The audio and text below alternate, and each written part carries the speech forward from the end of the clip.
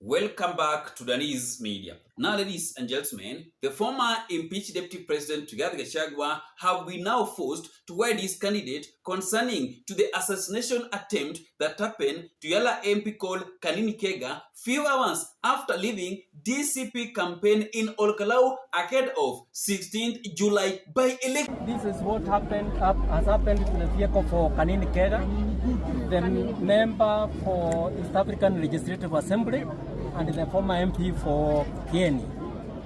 Actually, this was a clear attempt to take away his life. And even when the police were not able to take away his life, they have used guns to destroy his vehicle. We have just given the OCS here the butt of the gun, which has been left here.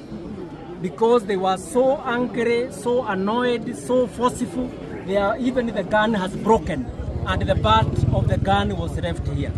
We are saying now, Murkomen has been talking about that.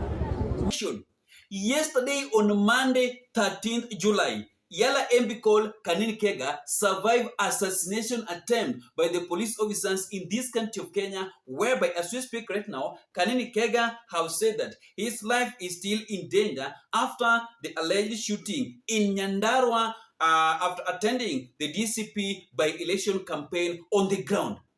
Then to make it worse, up to now, IEBC people have not spoke about that matter. Why?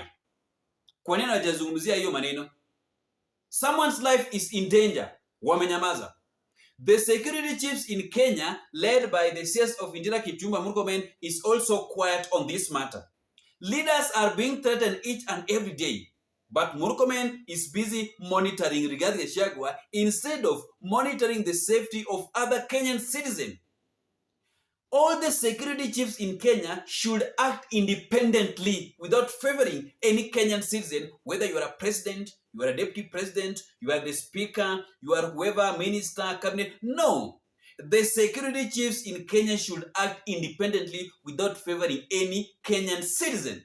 And before we proceed, let us listen to Kega addressing Kenyans concerning to the shooting that happened to his vehicle yesterday, few hours after leaving Ol Kalou Nyandarua by-election campaign on the ground that ended yesterday on Monday. Can we listen to Kega addressing the nation?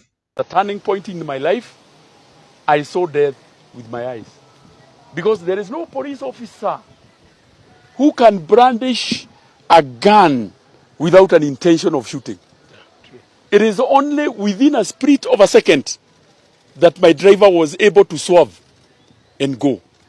And these people, those officers are shamelessly doing it in broad daylight, in front of people, where they were trying to abduct us or to kill us. It is on the main highway. It is less than a kilometer from Ol Kalou. It's like 500 meters from Ol Kalou. And they were shamelessly doing it because they know they are covered up there. Mr. President, if you are taking this country, this route, we will not have a country next year. We all have a country to protect, but we are not going to allow any intimidation. I am not going to leave Ol Kalou. If you thought that you are going to intimidate Kanini, you are going to intimidate Jane Kehara, you are going to intimidate Mokoji, we are not going to leave Ol Kalou. We are going to protect the votes that we have earned so much. You know, you have been here for the last 60 days. I mean, hatuwezi kula ng'ombe mzima mtushindwe na mkia. Tumekuwa hapa na lazima tutalinda kula zetu because we know for sure. When I was in that place of hiding, I was able to talk to the Inspector General. And my message was very simple. Mr. Inspector General, why are your people pursuing me? Why do they want to kill me? I have not committed any offense. And the answer he gave me, he told me there are no people that we have sent. But I told him, these are police officers. The ones I looked at, they were police officers. But what I can deduct from that, it seems then these are officers who are getting command from elsewhere. Because when I think the Inspector General got in touch with the local police of the police commanders, either the OCPD and the OCS, they were also shocked that there are some officers in their jurisdiction and they didn't know.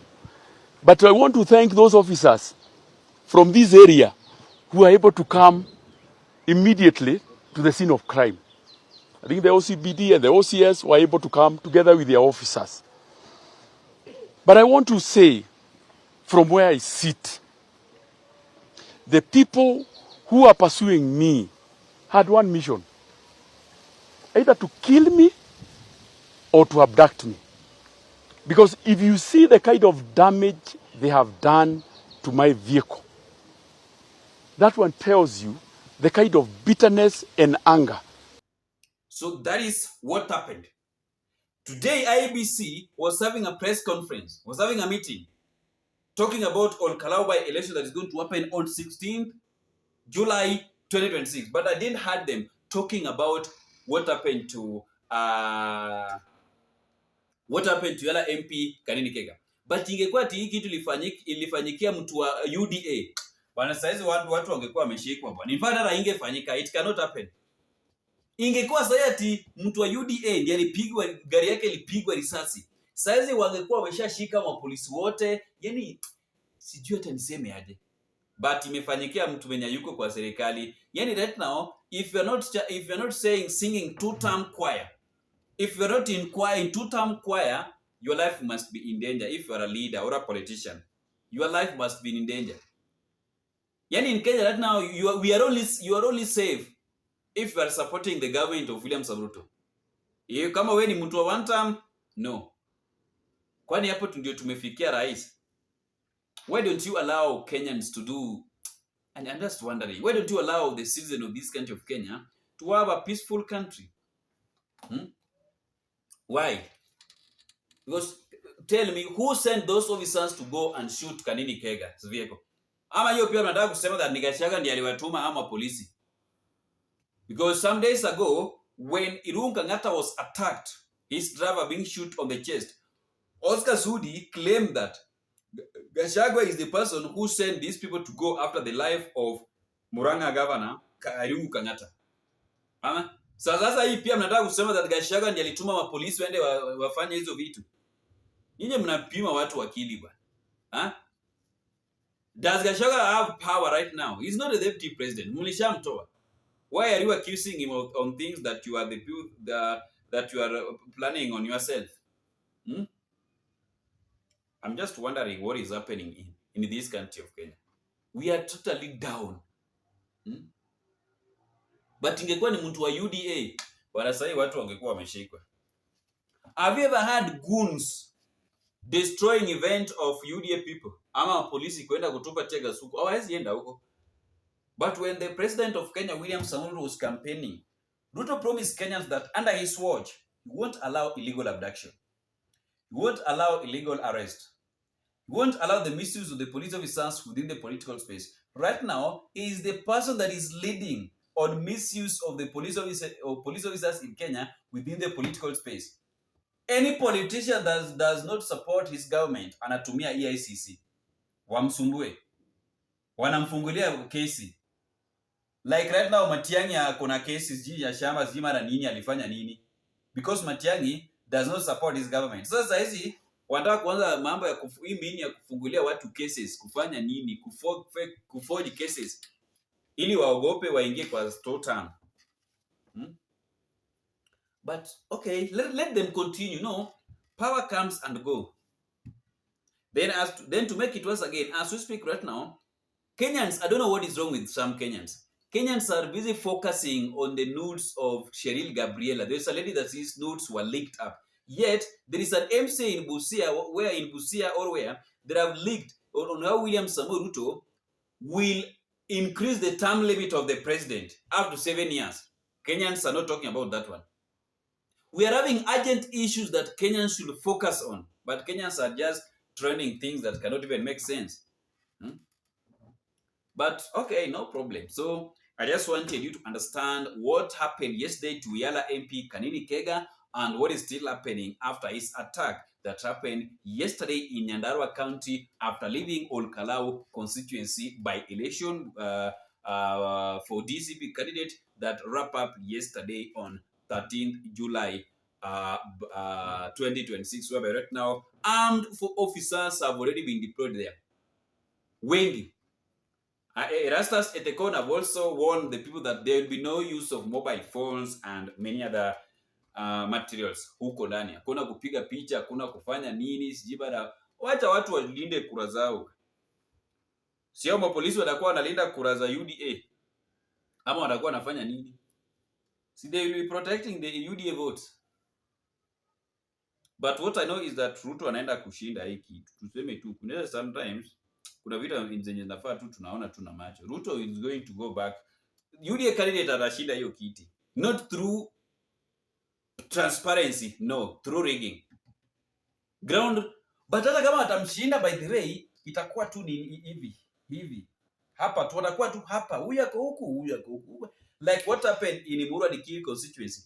Si mnaona kama candidate wa DCP alijaribu sana. Alikuanga tu hapa. Kuna kidogo tu hakuwa chini.